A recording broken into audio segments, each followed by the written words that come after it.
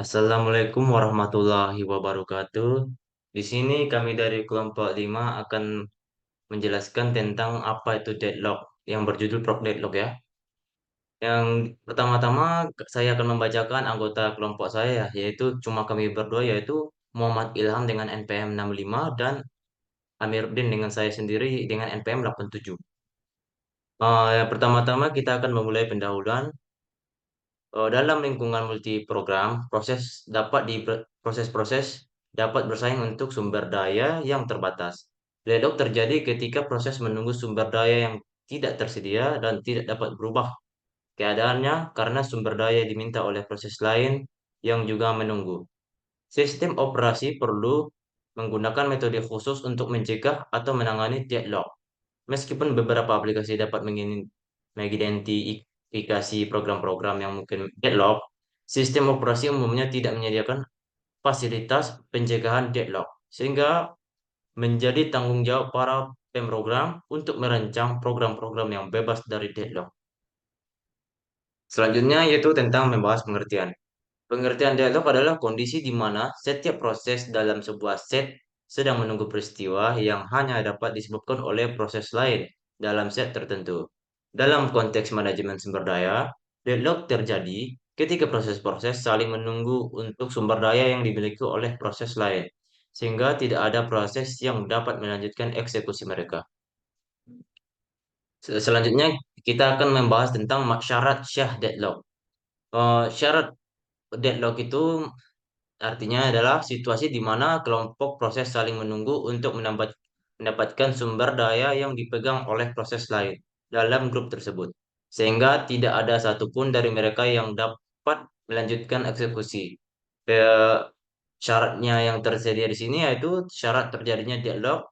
Yang pertama ada empat. Yang pertama mutual exclusion, dua hold and wait, tiga non preemption, empat circular wait. Dalam kita lihat dari gambar tersebut, kita lihat bahwa proses pertama meminta dari research 3 untuk diproses dan research pertama juga meminta dari proses yang pertama sehingga terjadinya eh, keterlanjutan. Seperti tapi bedanya research 3 yaitu dia meminta proses pertama dan proses 3 karena ini bekerja dalam satu waktu. Selanjutnya akan dijelaskan oleh kawan saya. Ya baik, Assalamualaikum warahmatullahi wabarakatuh. Ya baik, di sini akan saya menjelaskan. Jadi dialog itu bisa diasumsikan sama aja kayak kemacetan yang terjadi di jalan raya. Jadi di sini dapat dibacakan dialog adalah situasi di mana sekelompok proses saling menunggu untuk mendapatkan sumber daya yang dipegang proses lain dalam suatu grup tersebut. Jadi ketika ada proses, mereka tuh minta sumber daya yang sama. Di sini dapat dilihat di resource 3. Resource 3 itu diminta dari sama si proses satu dan diminta sumber daya sama si proses 3. Jadi resource 3 nih tuh itu nggak akan bisa diproses karena ada dua proses yang minta resource 3. Jadi sumber daya 3. Jadi sistem operasi ini tuh akan berhenti. Jadi mereka akan saling nunggu yang mana yang duluan padahal dan nggak akan terjadi apa-apa. Oke, selanjutnya syarat deadlock. Syarat deadlock kan tadi ada empat dan dijelasin sama si Amiruddin.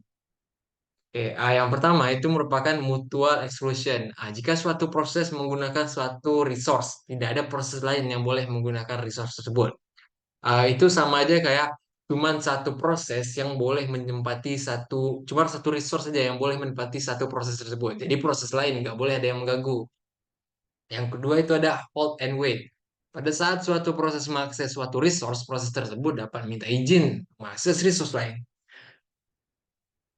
Jadi itu kayak dia tuh diam, cuma bisa diam untuk sambil nunggu untuk mendapatkan akses ke proses lain. Jadi dapat dilihat tadi itu tuh proses satu itu minta akses ke resource 3 dan proses 3 itu minta akses ke resource 2. Jadi mereka berdua ini P1 dan P3 itu mereka sama-sama nunggu dari resource 3 dan gak akan ada yang terjadi.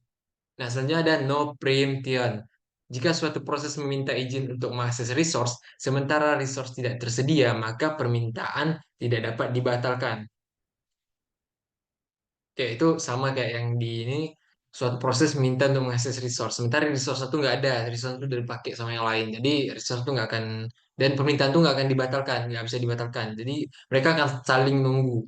Kemudian ada circular wait. Jika proses P sedang mengakses resource I dan meminta izin untuk mengakses resource J, dan pada saat bersamaan proses PJ sedang mengakses J dan meminta izin untuk mengakses I.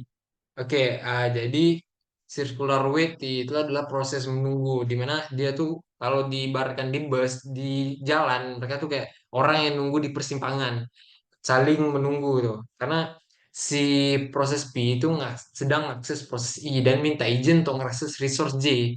Jadi nggak akan bisa. Oke, cara menangani deadlock. Cara menangani deadlock itu ada tiga. Yang pertama ada deadlock prevention. Oke, untuk deadlock prevention itu merupakan mencegah terjadinya deadlock dengan pengkondisian sistem sehingga mencegah terjadinya deadlock. Jadi dia ini tuh dari awal tuh udah dicegah dari awal. Jadi untuk hal-hal yang mungkin bisa menimbulkan deadlock itu akan dihilangkan gitu. Nah, selanjutnya ada deadlock avoidance, menghindari terjadinya deadlock, menghindari kondisi yang paling mungkin menimbulkan deadlock. Penghindaran bukan menghilangkan semua kecurigaan terjadi deadlock. Jadi sesuai dengan yang di ini. Deadlock detection, mendeteksi dan memulihkan sistem dari deadlock. Tujuannya itu untuk memeriksa apakah ada terjadi deadlock dan memeriksa sumber dari resource dan menghilangkan deadlock dari sistem. Jadi dia tuh akan memeriksa semua sistem dan semua hal yang dicurigai akan terjadi deadlock, dia tuh akan hapus. Dan jika terjadi lagi, dia tuh hapus lagi, terjadi lagi, hapus lagi, sampai hilang. Oke, selanjutnya ada deadlock prevention. Deadlock prevention tadi itu merupakan cara pertama untuk menangani deadlock. Oke, jadi itu ada pertama mutual exclusion, melakukan spooling perangkat-perangkat yang didedikasikan sesuatu proses. Spooling itu suatu teknik di mana data tuh dikirim perangkat ke input output disimpan sementara di dalam buffer. Jadi spooling perangkat-perangkat jadi setiap data itu disimpan dulu di buffer untuk itu di-detect. Tidak semua sumber daya dapat di-spooling. Oke. Selanjutnya ada hold and wait, mengalokasikan semua sumber daya atau tidak sama sekali. Oke, untuk hold and wait itu, jadi dia bakalan nahan data dan dia tuh bakalan lepas data tuh ketika data tuh udah nggak dicurigai lagi kalau akan melakukan deadlock. Oke. Nah, selanjutnya itu ada no preemption, membebaskan semua sumber daya yang dipegang suatu proses apabila processing mengakses suatu resource lain dan tidak langsung dipenuhi. Oke, selanjutnya membuat seluruh proses menjadi primitif. Nah, selanjutnya ada circular weight, memberi nomor pada setiap resource yang ada. Setiap proses boleh mengakses resource sesuai secara berurutan dari nomor rendah ke tinggi. Oke, selanjutnya ada deadlock avoidance. Deadlock avoidance itu status informasi sumber daya, informasi yang tersedia, lokasi sumber daya, maksimum sumber daya yang dibutuhkan. Berikan informasi tambahan yang berhubungan dengan resource yang diminta meyakinkan bahwa tidak akan terjadi circular weight. Jadi kan dia tuh bakalan ngasih informasi-informasi agar kita bisa menghindari deadlock nantinya. Jadi itu merupakan deadlock avoidance. Jadi kita hindari deadlock dari awal. Selanjutnya tuh ada deadlock detection dan recovery. Ini merupakan cara terakhir untuk menangani deadlock. Yang pertama, dia tuh bakalan deteksi sistem itu apakah ada kecurigaan akan terjadi deadlock. Nah, jadi nantinya tuh jika ada kecurigaan akan terjadi deadlock, dia tuh bakalan menghapus ngapus tersebut dan nge-restartnya. Jadi kalau misalnya masih ada, dia tuh restart lagi. Nah, untuk kriteria proses yang disingkirkan itu yang pertama tuh jumlah baris produksi yang paling kecil. Jadi dia tuh bakalan ngapus sistem yang paling kecil. Dan yang kedua tuh estimasi waktu eksekusi terbesar. Jadi untuk operasi yang memiliki estimasi waktu terbesar itu bakalan dihapus karena estimasi waktu terbesar itu kan tinggi. Kemudian ada prioritas terendah. Itu tuh merupakan operasi yang bisa dibilang kurang penting. Jadi operasi kurang penting itu bakalan dihilangkan dan ditinggalin yang penting-penting ya.